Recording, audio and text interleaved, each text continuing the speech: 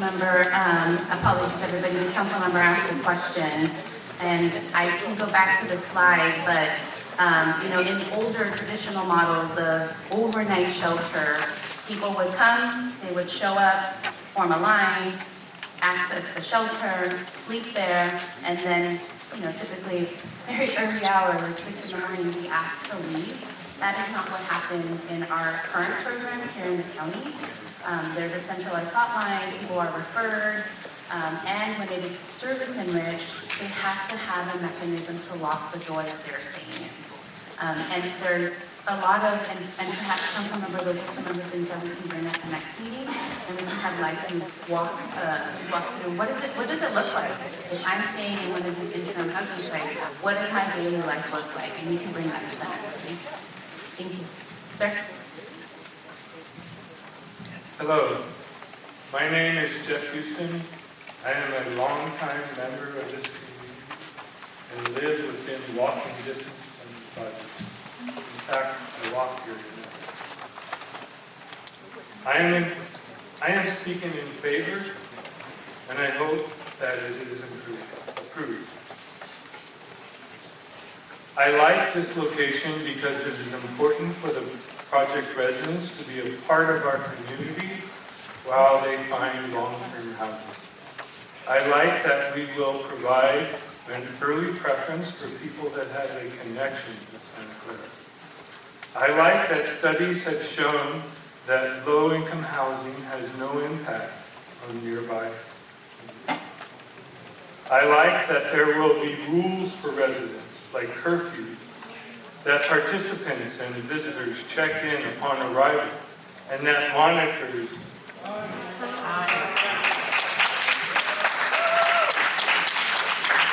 We also want to invite, before the next speaker, we do want to invite folks that are standing and not waiting to speak. There is room upstairs if you want to go to the balcony, and I will remind folks it does get a little warmer up there. And also, Vice Mayor Park has arrived. Thank you. Next speaker. Hi, my name is Catherine Kierans, and I'm a student at Santa Clara University, studying finance, and I moved here 4 years ago. Originally from St. Louis, I had not had much exposure to homelessness, but once I moved here, I immediately noticed the extreme homelessness that Santa Clara is struggling with. As someone who is housed and someone who has a voice and the ability to help the people who do not have either of these things, I felt an increasing sense of duty to help these people who are just like us, and in many cases, end up in the position they are in due to circumstance, not because they are bad people. I constantly hear people talking about how big of an issue homelessness is in Santa Clara and saying, oh, we need a solution, we need to fix this, but just don't do it near me, do it somewhere else. We have an opportunity to help our neighbors get back on their feet and have the quality of life we would expect any human being to be deserving of. Let's support our neighbors and support this housing project.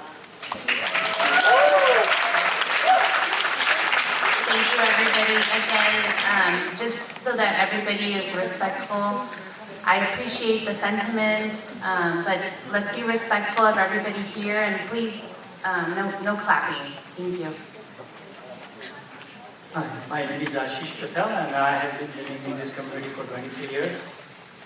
It is unfortunate that county has proposed to build a low barrier shelter at Lawrence and Benton without providing any details or commitments on funding, law enforcement, or traffic safety. I'm not seeing a single dollar sign on the presentation that's been done so far. I vehemently oppose this shelter. Instead, use this land to build low-income senior support housing.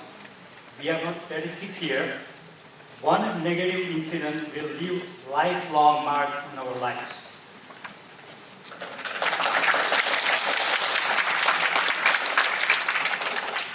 Again, everybody.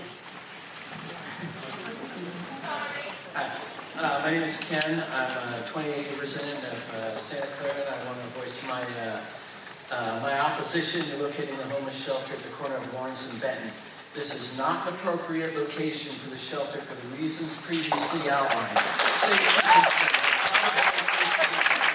Negative impact on local businesses, trash left behind by the unhoused, and the negative impact on property values in the immediate area. If you truly haven't made a decision yet, you must take into account the input you are receiving from residents. I would have to say that about 95% of the comments reflect a desire to have you build the shelter somewhere else in Santa Clara County. There have to be other locations that are more appropriate. I'm not sure what's driving this effort to put the homeless shelter at the busy intersection of Lawrence and Benton. Is there a state mandate we don't know about? Is the county trying to meet certain temporary housing numbers to tie to funding? Let's be honest here. The presence of the homeless shelter will not solve the problem of the in-house.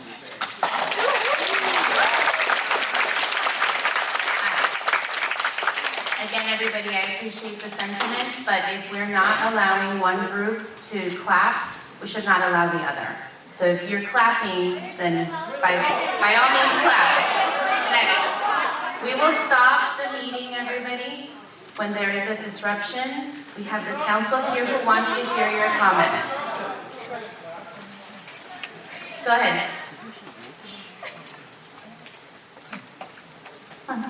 Hello everyone, my name is Joyce. I strongly oppose this Benton Lawrence shelter. According to the U.S. Department of Health and Urban Development, homelessness in the U.S. has been trending down recently, but increased about 40% in California, which helps homeless people the most across the nation. Why does the state of California help homelessness the most, but still have the most number of the homeless in the U.S.? Are there any systematic corruption inside this Home Key project? This Home Key project is not solving any homeless issue, but just creating more and more homeless here. Using Neil Peters' example, police-involved incidents have been increased significantly after the shelter is being built. And look at San Francisco with numerous shelters. The city is full of drug dealing, robberies, theft, just like hell. We do not want to repeat that here. New shelters should be built based on the occupancy of the existing shelters, not built without a limit. And they should not be built far away from, they should be far away from residential area, but close to the government buildings and the police station.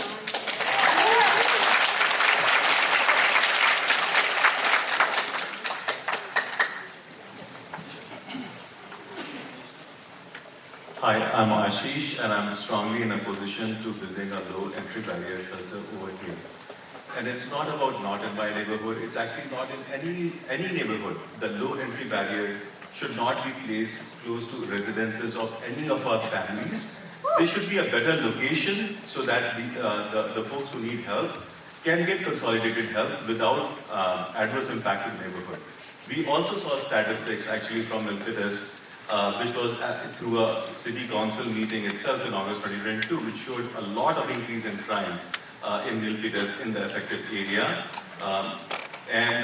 Again, data is data, it can be looked at any other way, but I'll say from a safety security perspective, we as your citizens are saying enough is enough. Stop playing with our security, our safety. We have taken enough, we cannot take a blow to our security. If that happens, we are watching and our votes will not be with you.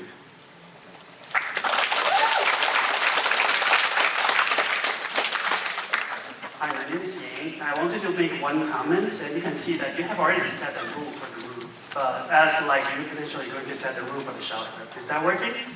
We are good citizens. Everybody is good citizens, but this is not even working for good citizens. Why can we just assume that those rules that you are setting for the place is going to magically work, right? A law is not a law without a law enforcement. And I understand you guys are hoping for the best. I think that you did your part of the job, but you have to prepare for the worst.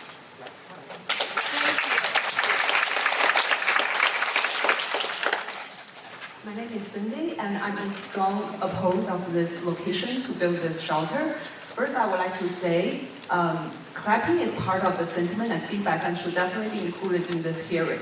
And also to our audience, you said like the San Jose shelter, I believe you refers to the Branham shelter. And this is just a horrible mistake and a reckless decision made by the city of San Jose and should never be repeated by the city of Santa Clara or any other cities in the Santa Clara County.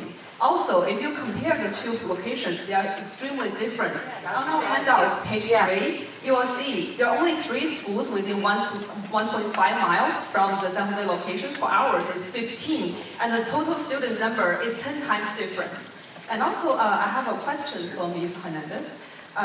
On the handout, it says you're going to prepare a report of the community engagement and send the report to the city and the county. My question, Go ahead. So my question is, how are you going to prepare that report? And also, how are you going to present the feedback from the community? In which format? And also, what is the timeline for you to submit that report?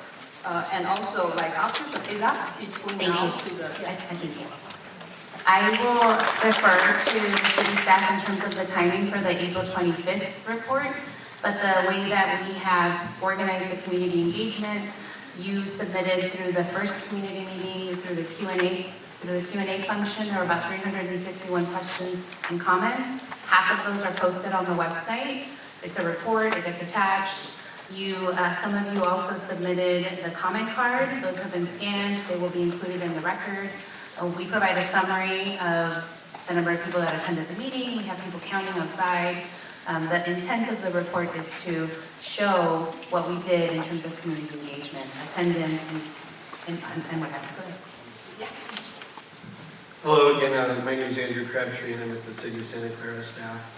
And so for the April 25th City Council meeting, that's a Tuesday, we put out a packet for those council meetings the week before, probably on Friday, possibly on Thursday, the week before. And at that point, we would have all of staff analysis of the issue. We would, part of our goal is, as I think Councilor also says, to faithfully transmit all of the input we've heard from the community to make sure we capture all the comments we've heard and concerns of the community, so that those are made available to the City Council so that they're aware of them. Thank you, Andrew. Hello, my name is Alon. I live within 1,000 feet of the proposed interim housing location, and I would like to speak a little bit about safety. So people assume that opening an interim housing facility will reduce the safety in the neighborhood, but studies have shown that actually the result is the opposite. Because the homeless people are already in our community.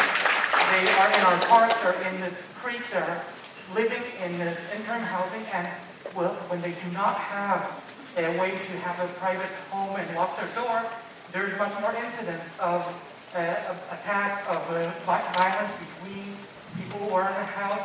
By giving them this opportunity to have safe housing, we are actually increasing the safety of the community, both for the unhoused and for the housed residents of our neighborhood. And for that reason, I'm in very strong support for this proposal, especially for the low barrier, because many unhoused people will just not go to somewhere which requires them to prove that they are a good fit person.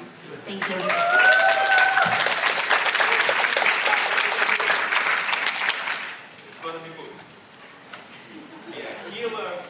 Are you in line right now?